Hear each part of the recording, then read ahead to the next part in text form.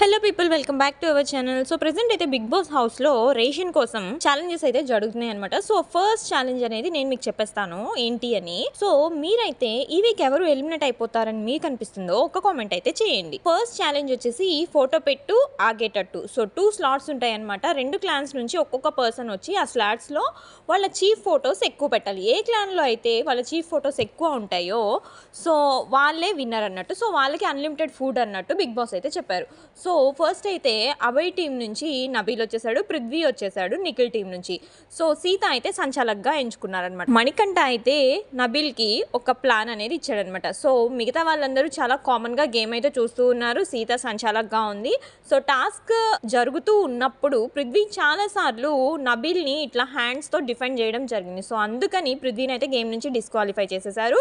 So Sita అయితే పృథ్వీని disqualify చేసేసింది. And Abhay team నుంచి వచ్చిన నబీల్ని అయితే విన్నర్గా అనౌన్స్ చేసేసింది. సో టాస్క్ అయిపోయిన తర్వాత సోనియా అయితే నిఖిల్ని బ్లేమ్ చేస్తుంది. ఈసారి సంచాలక్ని ఎంచుకునేటప్పుడు మీకు నచ్చినట్టు చెప్పే వాళ్ళే సంచాలక్ని ఎంచుకోండి అభయ్ అని చెప్పేసి సోనియా అనటం నిఖిల్కి అండ్ అభయ్కి కూడా షాకింగ్లా అనిపిస్తుంది. సో నిఖిల్ దానికి తన అలా అనడం నాకు కూడా నచ్చలేదని చెప్పాడు. సోనియా ఇష్టం వచ్చినట్టు మాట్లాడడం నాకేం నచ్చలేదురా, నేనేంటో తెలుసు కూడా తను అలా ఎలా అంటది అని చెప్పేసి అభయ్ నిఖిల్తో అన్నాడు.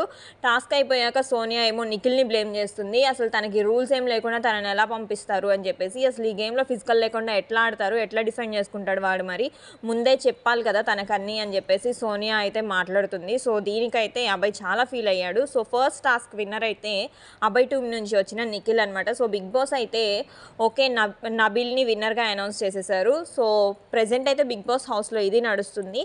సో నెక్స్ట్ ఛాలెంజ్ ఏంటి అని నేనైతే మీకు చెప్పేస్తాను. అంతవరకు మన ఛానల్ అయితే చూస్తుండండి.